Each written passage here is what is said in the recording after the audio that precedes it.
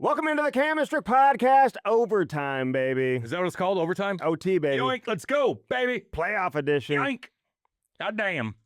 That Damn good game. That jersey's tight on you. Tight on me? It looks goddamn good. I look sexy as shit. I might be wearing this mug out tonight, baby. It's from the Jersey Generator. You would wear that out. They're going to be like, who's that? I would wear a Jersey Generator jersey. Your son? I would wear a Jersey Generator jersey, Right. but I don't know about one with my name on it. You would. Yeah, I mean, I'm proud of myself. Well, you should be. I But know. but doesn't mean like, Well, no one knows your name. do you think like Dougie Weight wears like a weight jersey? He's out? cooler than I am, dude. He's Okay, well- almost a Hall of Famer. I'm a goddamn fourth line plug, baby. Does that mean, all right, would Chris Barch? He may wear his son's name. I'll give Chris Barch a Barchi shout out. probably would wear his own jersey. His He kid. son just got drafted Yeah, I like Barchi. high, I think, in Yeah. the OHL draft. Big shout out. I love it when the NHL players have their kids Yep. Jackman. get Barrett drafted. Jackman. Yeah, we talked about him before. Yeah, I love it, man. Playing the OHL is fun. Trust me on that, baby. Right there, you're one step away. Let's go. What did you compare to playing in the OHL to the other day? And I was like, no, there's no. Oh, going to Hollywood and just being away from your family. It's actually no, pretty you comparable. compared it to Justin Bieber. Justin Bieber and P. Diddy. Yeah. Well, Justin. I was like, no, it's different. Well, Andy's never really had to leave his house for anything competitive. I'm saying it's more of a structured environment. Like, you you know don't what think time you have to be at the ring. You don't think they have to be in the fucking studio and record? It's the same fucking thing. They had no control. Was over he us. recording? I was making money. Was he recording albums with Diddy?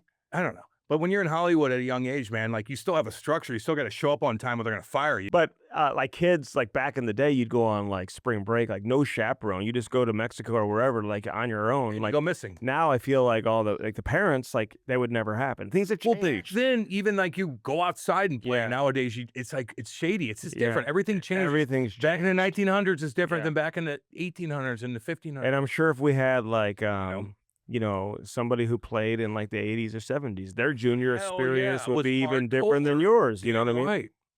I was looking for it though, man. Mhm. I wasn't like, what's going on here? I'm like, what do we got?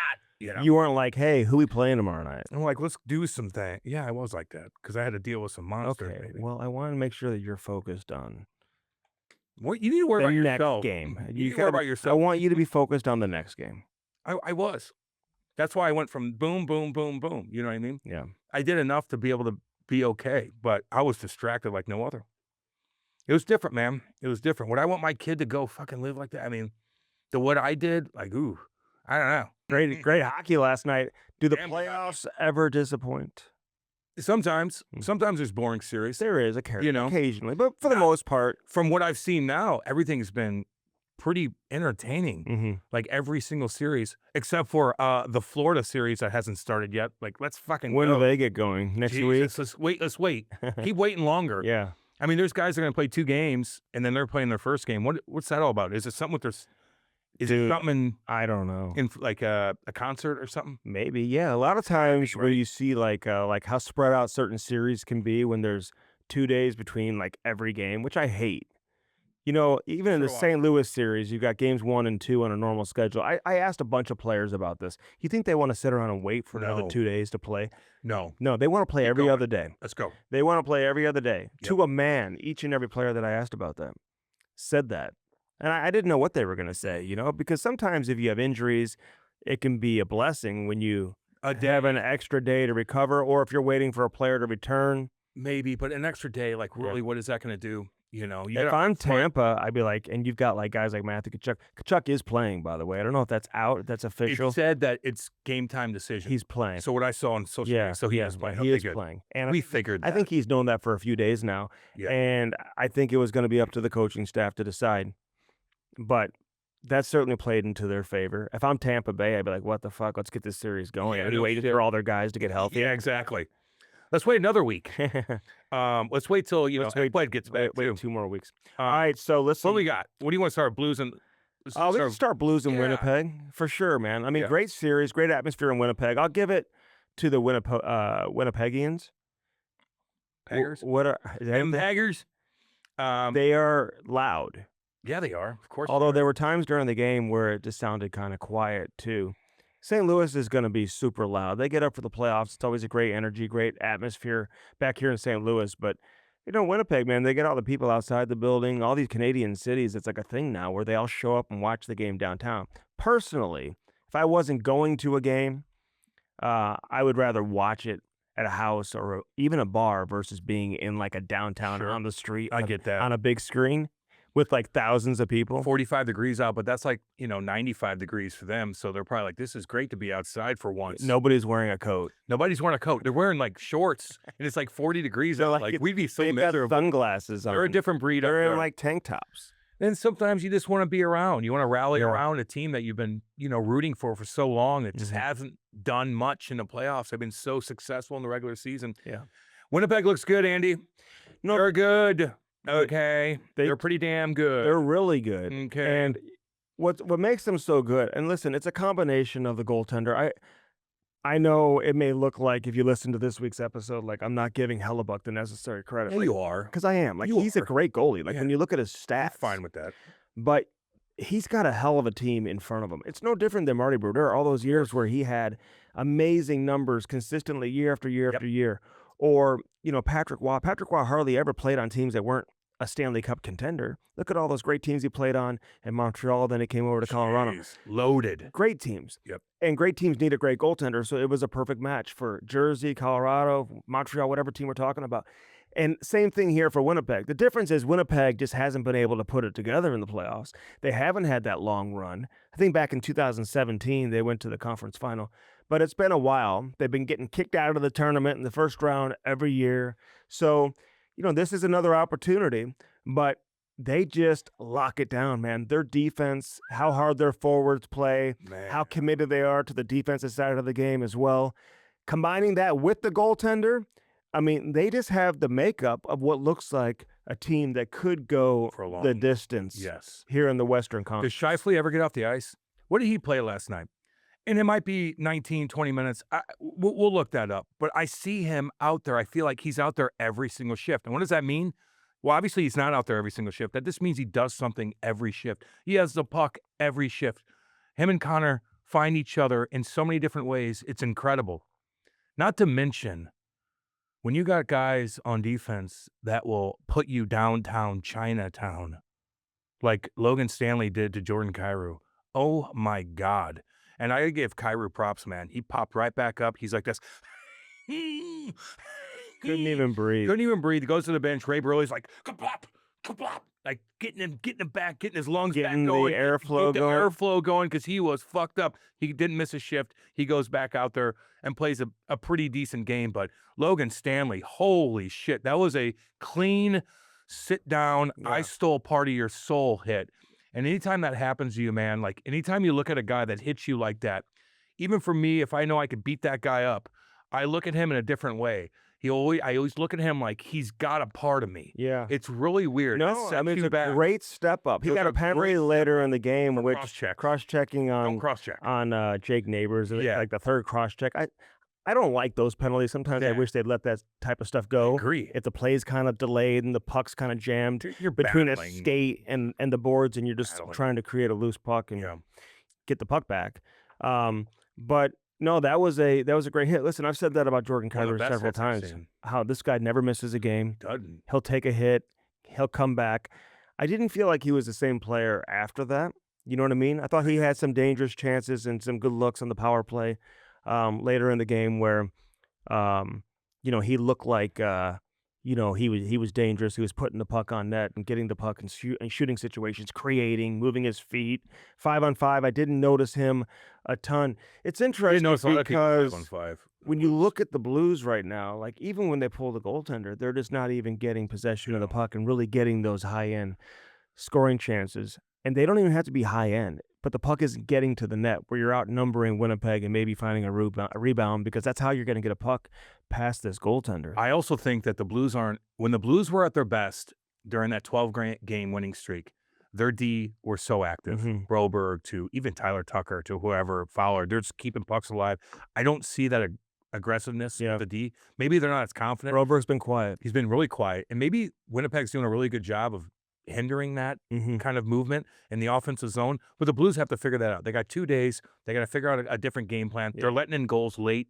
again. That's been a bad trend for the St. Louis Blues in the third period, where you're just letting guys. It was in a early slot. in the third, but still, yeah. I got you. It's still a third period, and you're letting goals in. Connor just finds a way to. I mean, literally a 2 seconds. Buccevic right there. And they could have been a little bit more aggressive in the corner, but they just threw it right out in front, and Connor just gets a stick on him for 2 seconds and scores a big time goal like he did the last game. Parayko was there too. Parayko doesn't seem like Parayko was. He's probably not 100%. That's probably why they're dressed in 7D, Andy.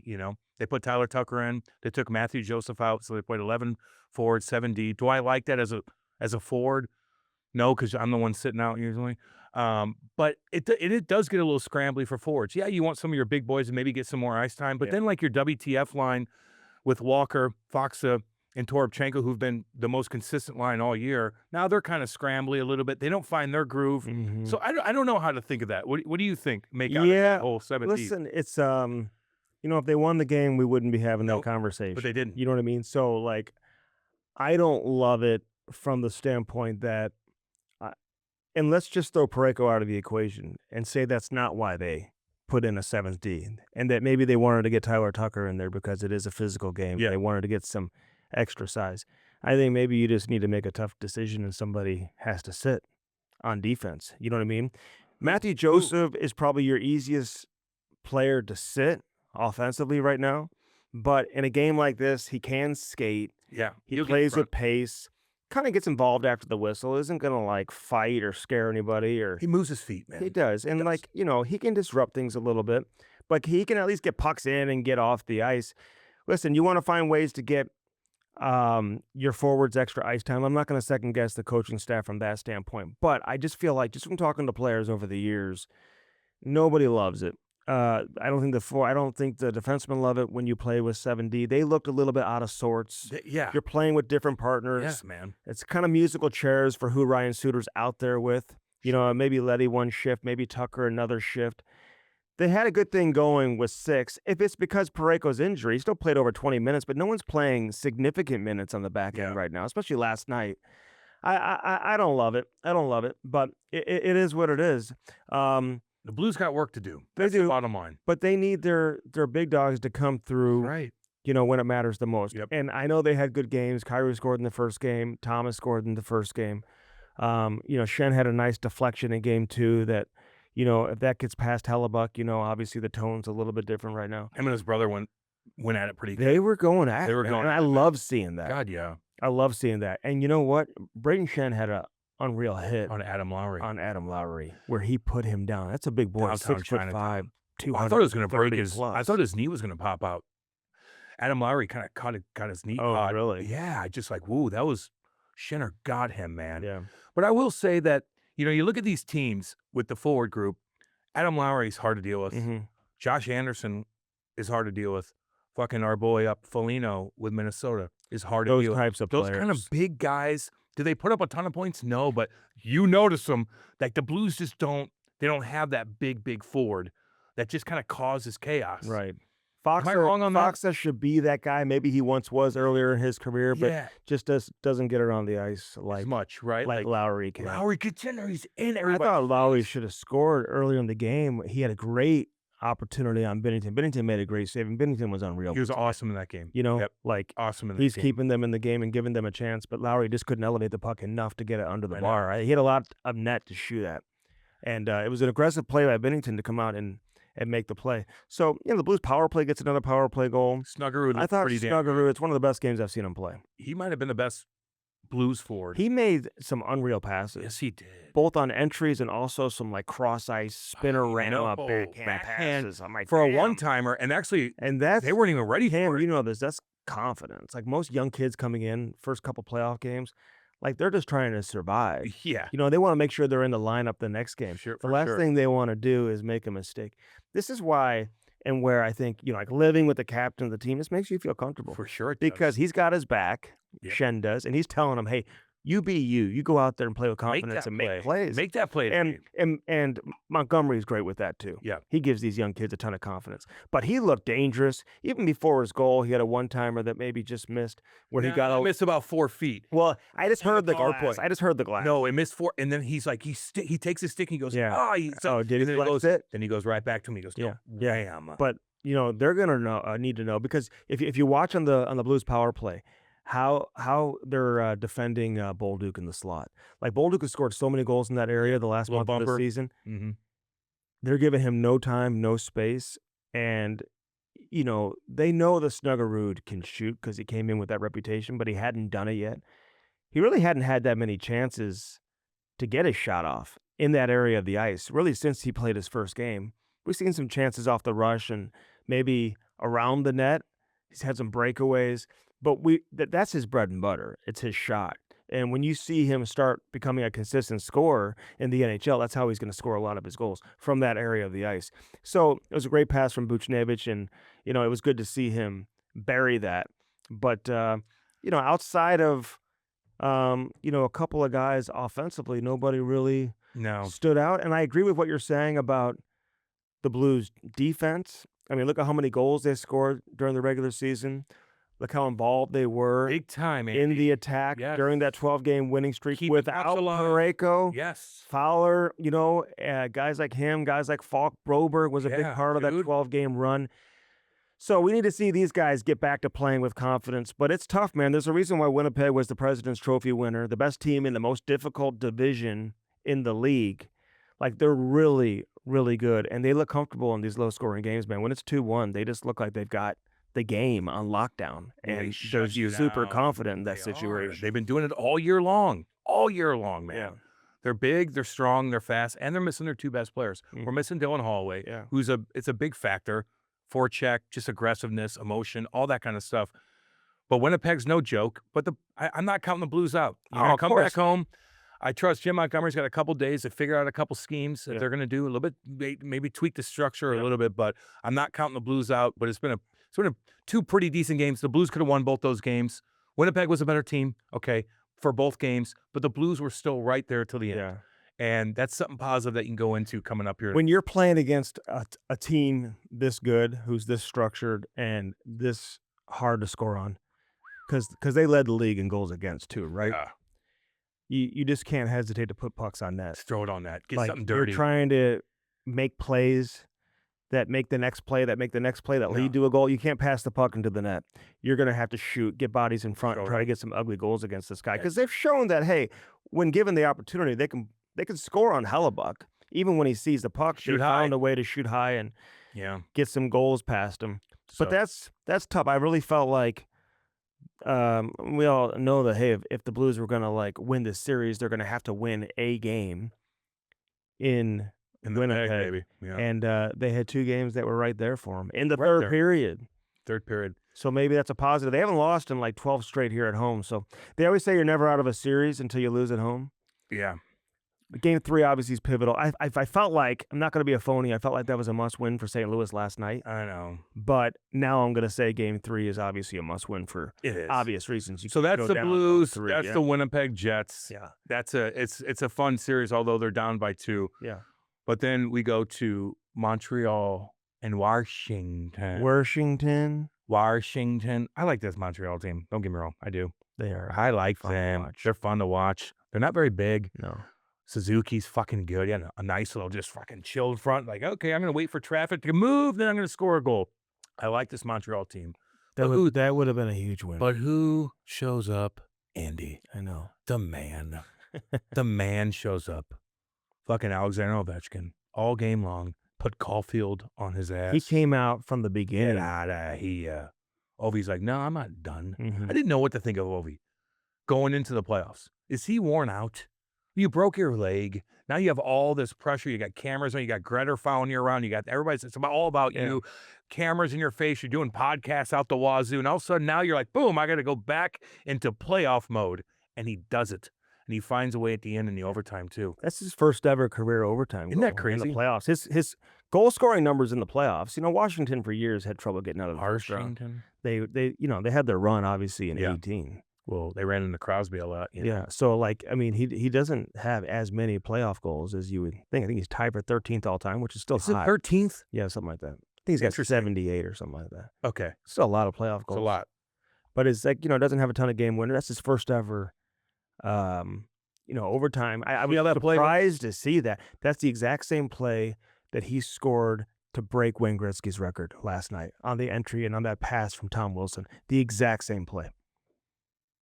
Say that again. The play that Gretzky scored when he did the Superman dive after he broke Wayne Gretzky's record was on a same power play setup from Tom Wilson. Oh, yeah. I know what you mean. But the goal last night in overtime, like... And I'm sorry, I know it's Ovi, and people are like, well, you just can't stop him because no one's defending him. Like, how come no one, like... You could no stop one's anybody. Fronting his shot. Get out and defend. He's still Take human. him away. He's still human. And he's 250 pounds, and he's probably not even in shape. Like, find a way to slow him down. He just gets in areas. Mm-hmm. He gets in areas. That last overtime goal, Patrick Laine, who of all the people on the Montreal Canadiens, I love, he drives me nuts. Just watching his body language, watching the way he plays. When he does his interviews, you hear him do his interviews. I couldn't stand him. And when he was in Columbus, he chirps at people in Columbus. I was in Columbus talking to people that work there. They're like, we couldn't stand him. Of course, Werenski comes out and is like, what the fuck is this? He's fucking chirping us. All we did was fucking help him. He's got mental problems. We had Matthew Olivier on. Matthew Olivier is like, all we did was try to help him. Then that shift, he doesn't get the puck in the zone. It's right there at the red line. In overtime, right there at the red line. He's just like, what to do? Swaps at it, doesn't do anything. Then he goes back and there's a draw. Doesn't even have his stick on the ice. Watch that. He doesn't even have his stick on the ice. Wasn't even prepared. Loses the draw. Ovi just does his little thing, goes right to the fucking does spot. Every time. Get out of here. And that drives me fucking nuts. Two things, though. Lane Hudson, obviously, that's his guy. No doubt. And I think it was Strome who kind of stepped out and picked Hudson and just completely prevented from him to getting to Ovi. And that pass was elevated a little bit, too. With some nice hand-eye coordination from Ovi. Give it to me right here. Oh, yeah. And the fact that he scores goals in that area, too. Like, he's not just a one-trick pony, as some might say, that he just shoots from the outside. Not when you're scoring goals like that. And he's done that for everywhere. The course of his career, man. So I like that series. Washington looks pretty good, man. They do, but that would have been a great opportunity for Montreal. But getting back to your point real quick about Laine, because Montreal is going to have a bright future, and I'm glad they stuck with Marty St. Louis and whatever. They've got some good young players. Yep. They got good young players coming into the organization now, good players coming in the future. Laine, when they get it all together and they're ready to truly compete, he won't be part of it. Get out of here. You're not part of my group. You're too slow. You're too lazy. And I guarantee you don't do enough for me. I'm already St. Louis, knowing him a little bit, like, and how he was. You think he likes that? Sloppy. He can't stand. Like, are you out of your mind? He can't stand that. Get it? Why is he out there? Can't play hard hockey. You're just not Why is he gonna out have success in it. Was it an icing? I don't know. Or it was a PK, wasn't it? Why is he out there? I wouldn't play him. I don't know. Maybe that wasn't a PK in overtime. It's overtime. Why you? I don't know, Andy. But I do like that Montreal Canadiens team, and we love all you guys up there and stuff like that, man. It's going to be a fun series to watch, but Ovi comes through in the end, dude. It's just that simple. Okay, so listen, Edmonton, LA, which I think a lot of people were excited to see how this series would play out, and it's got to be demoralizing when the greatest player on earth plays like that and you lose the game and you have that comeback and they score on a weak-ass goal like that at the end of the game. It's just fluttering, and everyone's already questioning the goaltending. How come certain teams just can never find a goalie? It's just hard. The Blues had trouble for a long time. But they had good goalies, though. Good goalies are good goalies. You need great goalies to win. Yeah. Skinner had a good run last year in the playoffs, and they gave the money to, what's his name a few years back, $5 million, man, who was in Toronto. Oh, yeah. Who they put on waivers. Yeah, 5-year deal. 5-year deal, and he's like minor. $5 million. So they missed the boat there. Who was that? We got to say their name because we've been bad about that. Jack Campbell. Jack Campbell, Andy. He was supposed to be the savior. Everyone in Toronto knew that he wasn't the savior there, so he goes to Edmonton. Yeah. Although in Toronto, I think they did think he was like a really good goalie at one point. And I like Jack Campbell. Like, he's just goaltending's hard to predict. It's hard, man. It's so mental. Like, I think it's just difficult, to deal with that type of pressure year in and year out. It can't be easy. But that's one of the best playoff performances I've ever seen by an individual player last night in Connor McDavid. He was unbelievable. He was absolutely incredible. Still, though. And they lose 6-5. Still lose 6-5. Was I on this podcast when I said, like, they're going to have to win like 7-6 if they're going to win? Yeah. And you know what? LA's really good at shutting you down, and they fell apart. Mm-hmm. They slowed down. They just kind of let them come in, creep back in the zone. It's tough when you get up by. No, if you're a goalie, I'm watching their goalie on Kemper, right? So I'm watching their goalie. Darcy. When McDavid scored his last goal, where they don't know what to do. Like, Right. is Is it here? Is it there? Is it there? Like, what's he? Is it Like, passing? what is this guy? Who's Is he gonna coming go around the at net? me? What's he doing? He could do anything he wants. Coming at like 5,000 miles an hour, and he scores goals that like you would score in like playing like floor hockey in PE class. You know what I mean? Like, that shouldn't be that easy for him to score, even though it's not. But he just tucks it in. He finds that little. He sees an opening for 2 seconds, and it's not even a hard shot. He just like sauces it into the net because the goalie's like, "No, I'm in the perfect spot," and he goes right under the pad or whatever. Anybody else who comes in and tries to make that play, like the goalie makes the save. Well, he's the best in the world right now. He really is. He is, man. But is he good enough to beat the No, LA because Kings? that's the thing about the playoffs, man. You know? can't win the Stanley Cup with just a superstar or even 2 superstars on your team. You got to be deep. You know who was absolutely terrible in that game? And the fact that people are even talking about this guy getting $10 million. I mean, and somehow he ended up, I think, being +3 in the game. I don't know how. For the Oilers? Yeah, he was horrendous. I'm Hyman? sorry. No. And I don't mean to be so negative. Bouchard? Terrible. I mean, just one There. pizza Why did I say after the next. Bouchard? Like, what am I are thinking? you watching this guy? Yes, I know exactly. What is going? He had 3 assists and he was +1. He had 3 points. And he was +1. Was it Plus power one. play points? Probably. He didn't look good defensively. I know he's okay he's good in the offensive end. Like, he scores goals, but like, if you can't defend, like, what are we doing? I'm not giving you $10 million, $8 million, $9 million. Nurse is actually playing better than he did a year ago. Like, you don't need to put $10 million of resources into that player when you already have all these other superstars and these guys who can score goals on your team. You need a better defenseman than that you can throw out there who can help you shut teams down and help you win games when it matters. And he may be a better fit on another team, like, who needs an offensive guy who already has, players on the roster who can take some of that responsibility off of his shoulders. But he doesn't look comfortable inside his own end, Cam. And to be a defenseman at that level, to command that type of money, you got to be able to defend. I agree with you, man. I do. And he can't defend. You could have paid Broberg $4 million. Exactly. Who's a good defender? He's a damn good defender. He isn't playing great the last couple games with St. Louis. He did down the stretch. But he had a great season. He's had a great season, Andy. He was damn good. He's still young. I know he went to the final last year and whatnot, and people, he didn't play every game in the playoffs. He obviously gotten by, but he's still finding his way at this time of year. Like, to play against that team, Winnipeg, like, they are. I mean, I kind of discounted them a little bit. Like, if they are able to get past St. Louis, whether it's Dallas or Colorado, and watching that series again last night, like, that's not going to be an easy out. God, no. For any of these teams. I think a lot of these series are going to go to Game 7. I do. You think St. Louis will too? I hope so. Mm-hmm. I hope so for the Blues. But I think LA and Edmonton will go 7. Yeah. I think it'll be a drawn-out series. Will Washington and Montreal? Maybe not. No. Washington's pretty fucking good. If Montreal could have stolen that game last night. Tampa and Florida, they're going to kick the shit out of each other. This Colorado and Dallas series, that's getting interesting as hell. I was worried about Dallas. I'm not going to lie to you. You know what? A little worried about you lose 7 in a row. Yeah, I'm with you. Fuck in. I'm like, what? 8 in a row. Then you go down and they beat you and you're like, okay. And Pete DeBoer comes out and he's like, I thought we played pretty good. And I'm like, okay. No, I thought they did too. I know, but not good enough. And you haven't won in 2 weeks. So it's like, it was the right move, what he said, though. I know. It was the right move. You can't. Sagan looks fresh. Like, Sagan has a nice little power play goal. He missed a lot of time. They're missing. They're a good team. They're damn good. And now this will give them some confidence. That was a missed opportunity for Colorado to steal another game, but they're in a great spot heading back home. I like that series.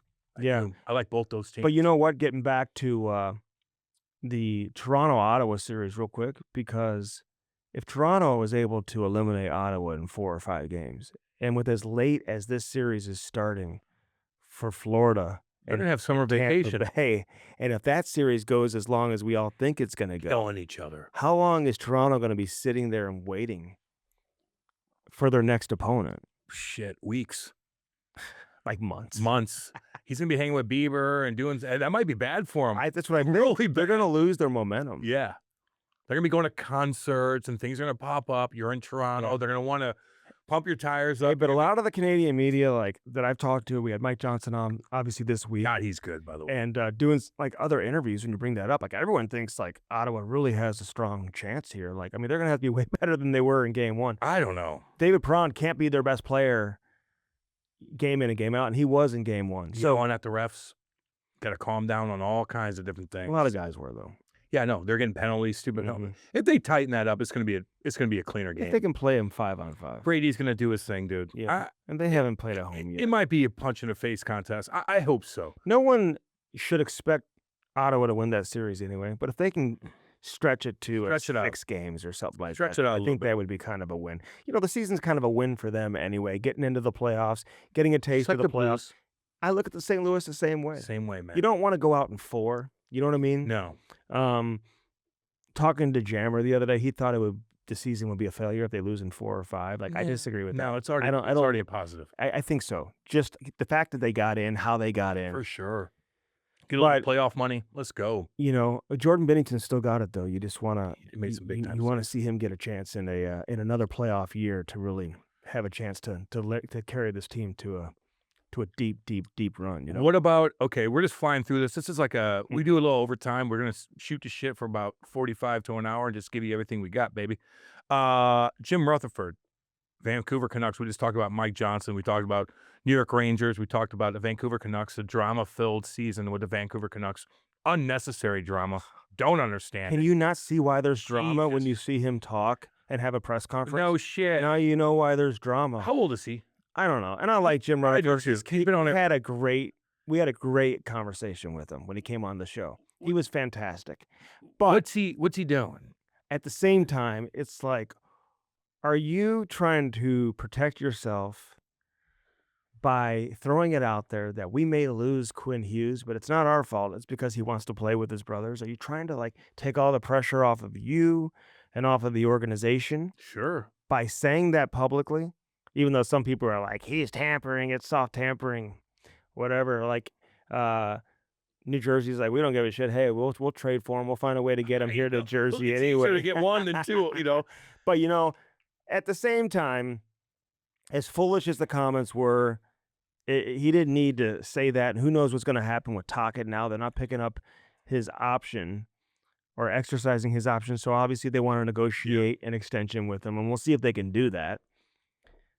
I felt all along that it just didn't feel like he was going to come back there, especially with all the jobs that are available now. Tocchet, he interviewed in Seattle too. I remember he really liked interviewing there. Because Dan Bousman just got fired too. Yeah, and like, I mean, they've got unbelievable facilities and all that. It's a great place to live. He probably likes the Pacific Northwest after being out there. I'd coach there. I know there's some people talking about Anaheim, you know, or Philly. Philly and all that stuff. You know, I just don't know if they're where they, you know, they don't have a goalie really, you know. Well, they do. You know, I know. We don't know. They do have a goalie. Carter Hart. Do we know what's going on with that? No, I don't know. I think jury selection's beginning. Do we need to ask Rick Rick Westhead He's about it? all over Rick, it. what's going on? This Is is he like, going to jail? this is like Rick's Super Bowl. Like, these kids are just shunned. Did they do anything? I don't know. That's scary. This is Rick's Super Bowl. They have a goalie. Okay. He's just not playing. You know. Mm-hmm. What happened? What does Kevin Lowe think of Rick Westhead right now? Oh, man. We didn't even post that clip. We didn't even post that. There's so many things we don't post. Just so all you guys know. You guys should just you go guys- and watch. You got to listen to the full. You got to listen to the full pod. We don't post everything, man. We have so much good stuff in there. It's You crazy. can't post. We can't post so much stuff because we might get But jammed. Jim Rutherford, like, what are you even doing? Calm down. His sidekick, Patrick Alvin's like, He's like, what do you? He looks at him. He doesn't know what to You know what it reminded me of? Somebody posted a meme.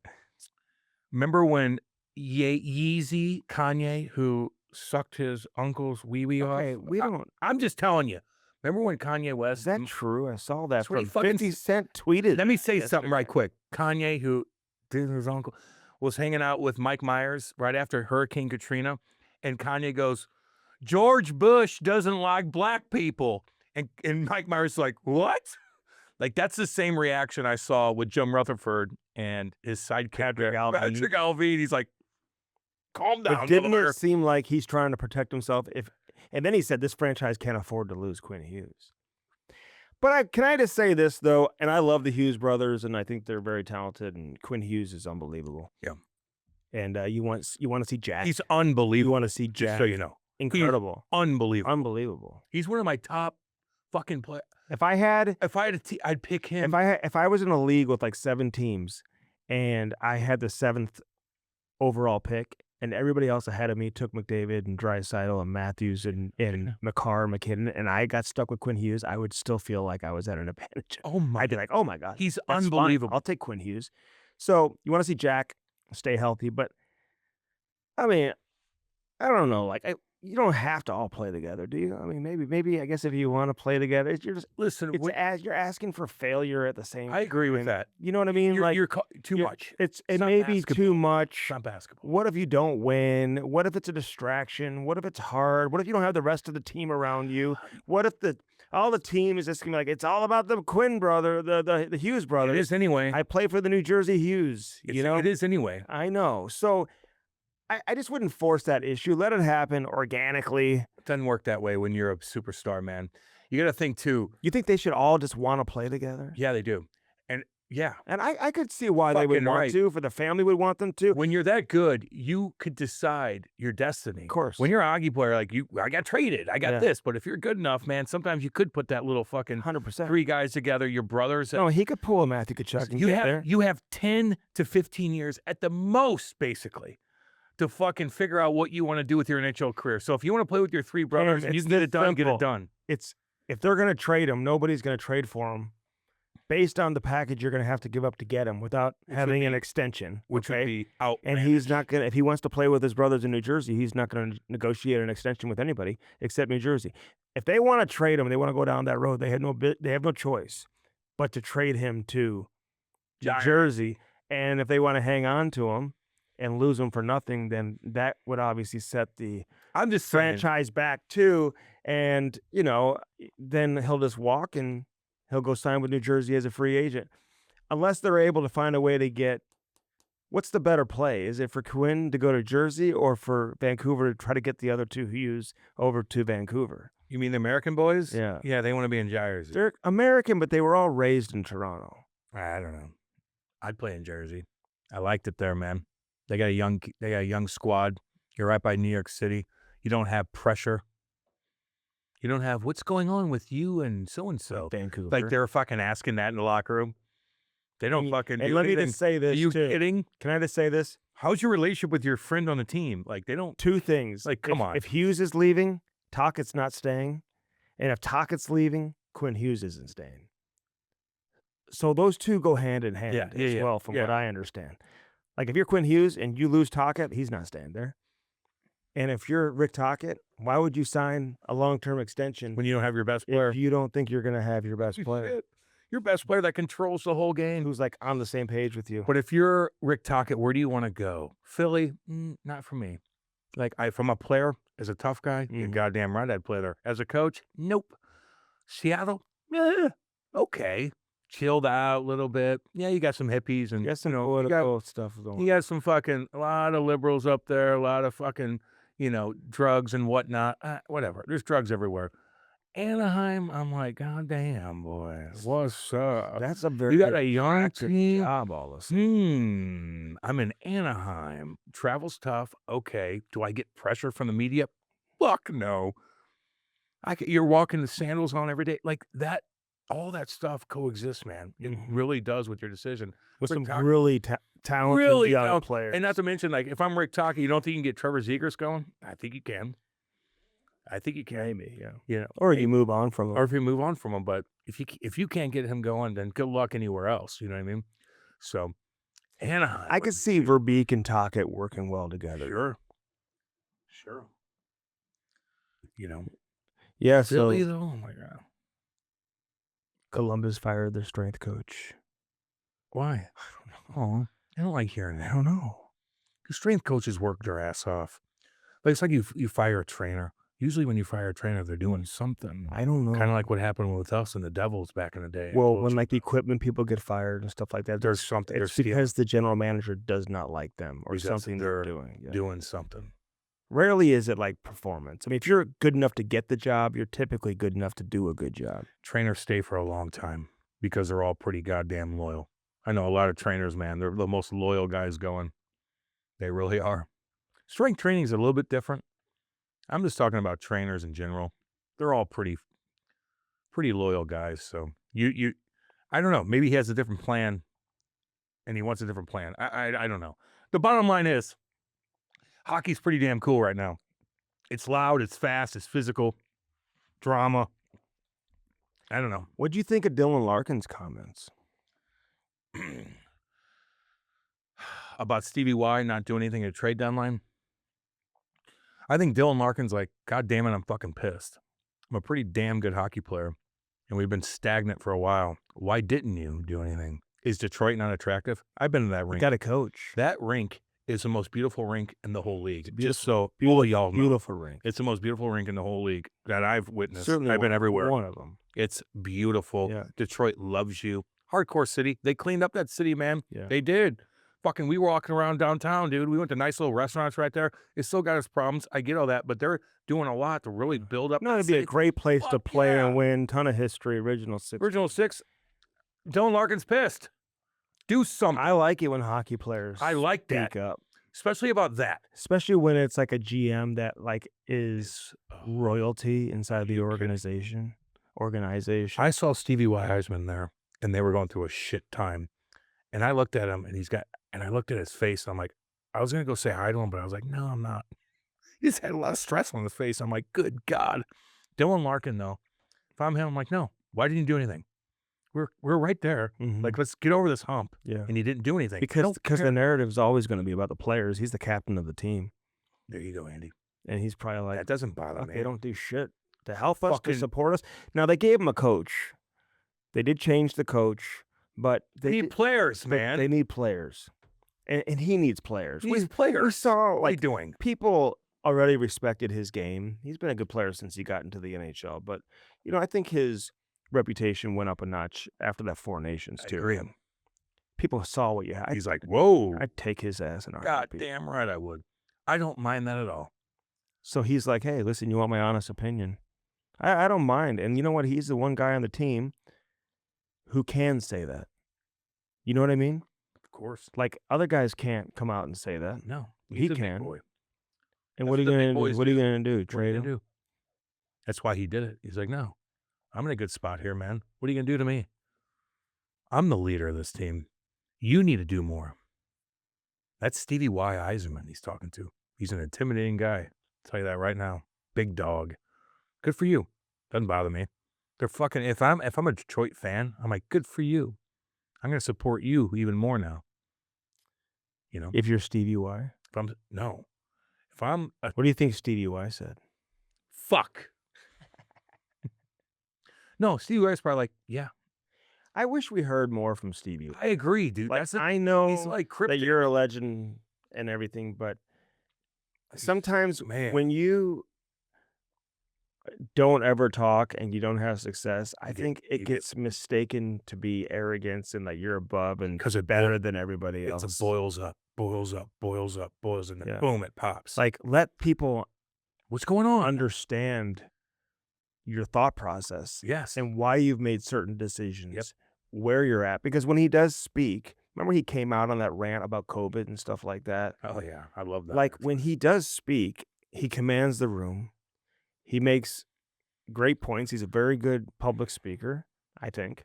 And, it's like refreshing to be able to hear Sure. from him. Yeah. But when I just think, you know what I mean? Like, it can get mistaken as like, I don't need to talk to anybody else because I'm better than everybody. Remember who I am, okay? No, but he's not like that. I would say that No, probably I doesn't know, wanna but like, speak he doesn't speak. you got to talk. Army speaks, man. Army will be like, fuck, we got to be better Well, here. We got to be better I think there. it matters to Army and a lot of general managers that they do explain their thought process and get what they're thinking and why they made certain decisions and what they did and get that out there.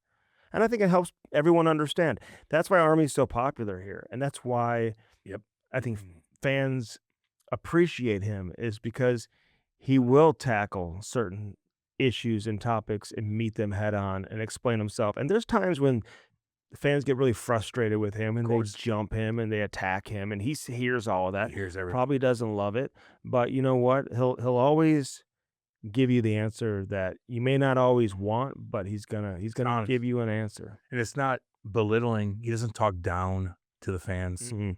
Fans are like, you're talking down to me? Motherfucker, I've been here longer than you. Mhm. I've been watching every second of every single game. Like we see general managers kind of talk down. We see that in other sports too. But speak up a little bit. I don't mind Dylan Larkin calling out. No. But Stevie organization. Y, I'm not saying he's arrogant. I'm not saying he's like thinks he's better than everybody. But you know what? I think it can be taken that way Yeah. when we just never hear from you. Well, when you are better than everybody, it's hard to not think that you're better than everybody. Right. And now people are starting to question the Yzerman plan. I think we were the first ones to actually say something about that. Damn right we were. And I think when you're in his position, like if I were him and people are starting to question what I'm doing, I'm talking, man. Damn right I'm gonna like. What do you want to know? I'm gonna. Let's go. I'll defend myself. I'll explain Let's why go. I made certain decisions. No, I messed up on Yeah. that. Yep. Nope. What do you need? Yeah. I probably should have done this. Whatever it is. Yeah. And I'm like, oh, okay. Because even when he left Tampa Bay, everyone was like, "Oh, Julian Breezewell, he's just inherited everything that Steve Yzerman did." And You don't play around down there either. no, he doesn't. I like that, dude. That's why I like Tampa. Mm-hmm. I like to play for Tampa. Like even that kid from Michigan State, Isaac Howard, who won the Hobie Baker, Yeah. and they didn't get a contract done. Mm-hmm. Whenever a player like that doesn't get a contract done, it's because the GM was like, "No, this is no spot for you here. Sorry, I'm not just going to hand it over to you. You're not walking right into the NHL roster. We're the Tampa Bay Lightning. We've got Kucherov and Point and all these other guys here.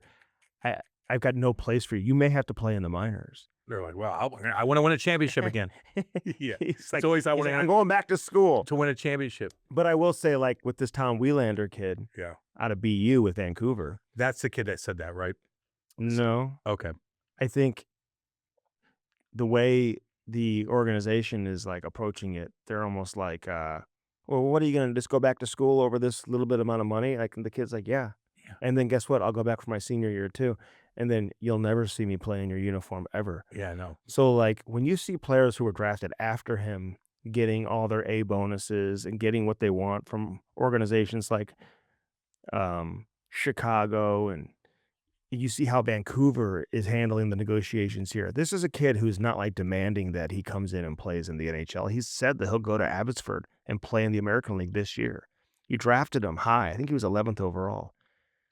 And he's not even like, you got like your assistant general managers and all these other people doing the negotiating. It's not a good look on the organization. I'll tell you what, like that is an organization that has that's been more damaged from a public standpoint than any other franchise in the league, including the New York Rangers. The Rangers are up there, but I think the perception of the Vancouver Canucks is way different than it was a couple years ago. I agree. Yeah, no doubt. A lot of negativity, and they haven't won. Listen, you could go through all the organizations. Everybody has their own drama. Chicago Blackhawks with Connor Bedard, Corey I mean, just all this weird shit. Oh, yeah, not to mention, what went down previous with all that stuff. But they won 3 times, man.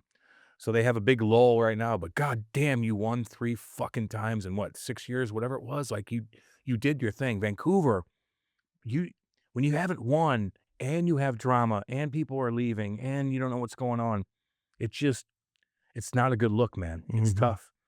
But the fans are probably still going to go. That's the thing in Vancouver. Like, they're still going to go. It's expensive to go to those games. I don't know how they could afford it. How can you afford to live there anyway? It's fucking expensive as shit. So they're still going to get fans. And that kind of hinders things, too, because you're going to be able to get these fans until you don't. Yeah. Until you don't. All right, this has been Cam and We love you Strick guys, man. Overtime, What's up? baby. I'm barbecuing today, baby. What's up? Park steaks is what I'm fucking doing. Let's go. Weird shark attacks. I don't eat pork. We're talking about shark attacks next. I saw a couple. I don't eat pork. I know you don't. Hardcore shark attacks happen in Israel. Really weird. Really weird. Really? We'll get into that next episode. Oh, yeah. Go on fucking line. Z Bulliam from Minnesota does not play on the holy holidays. What'd you just say? Zeev will not play on the holy holidays. What? If he has a game on the holy holidays, he won't play. And we've seen that from star baseball players in the past. Remember that LA Dodgers player? What? If there is a holy holiday where like they're fast, Define it. like Yom Kippur, He's not playing? Go fuck yourself. his brother played and broke his ankle on the holiday. Don't give a fuck. It's a business. But they just had Passover. Whatever. You can't play in a game because of some sort. No. This is business. So you're like, if the NCAA championship game or the Frozen Four would have fallen over, actually, Passover Give a fuck. was the day of the national championship game. I can't play. You're a CEO of a Fortune 500 company, and it's one of these holidays. You're off work that day. This is a professional sport. You're off work because you could do that. There's no schedule to games that that affect other people. You're letting your teammates down. You're letting everybody down. When you get off for Christmas, so what? We all get off for Christmas. But if you're off a game, you don't want to play in a game because of some religious beliefs. When it's a crucial game, when I'm paying you goddamn money and you're letting my team down, I like you, Zeev. Business, baby. Keep doing your thing, Zeev. It's October 1st. No wonder he's coming. Watch him play. No wonder he's coming out with it. It's October 1st. He knows it's not going to. I think we should do another watch party. We have to hit up one of these bars. Let's do it. You want us to come watch a game, even during the Stanley Cup playoffs? Let's go, baby. Go. Let us know, baby. We love all you guys. You're not taking that jersey with you. That's from the Jersey Generator. God, I like this jersey. Cam and Strick podcast, baby. We love you guys. First Form, all our sponsors. We love Fruit all you. Float, IRC, man. Hat Launch, IRC. We love you guys. We're gonna do some more of this. Blue Note Roofing. We're gonna do some extra content for you guys, because of playoffs and stuff like that. So we're gonna hook all you up. We love all you guys, Bolt man. Sports. The Dango Bar. Puller. Dude, don't chirp that. I didn't say anything. That's a very I didn't say anything. popular holiday. I didn't say anything. I'm fucking paying you, boy. Gary Gary Bettman observes probably. Gary Bettman's probably like, you better be playing that game. So all y'all. I bet you Shaq Hyman's not playing either. Who? Zach Hyman. No, he's playing. I don't know. Matthew Schneider. There's a lot of Jews who have played in the NHL. They're fucking playing Adam in Fox. important. They're playing important games. Adam dude. Fox. They're playing in important games. Luke Cunnin would be. I can't play in this game. Luke Cunnin would play. I can't play in this game. My team. Adam Fox may say. If somebody said that in the locker room, just so all y'all know, everybody be like, the fuck? We all got our own beliefs. You can't fucking play? That's fucking like paying you $5 what if, what if you know? What if like McDavid said, "I'm not playing on Easter"? There it is. Everybody be like, go fuck yourself. The people buying tickets. He already risen. Oh. Like, it's a business. Like, pray afterwards and be like, I'm sorry, I had to eat chicken today. Like, I just don't get it. My bad. I love all you. Love you guys. What's up, baby? Love you. Let's go. We as He is risen.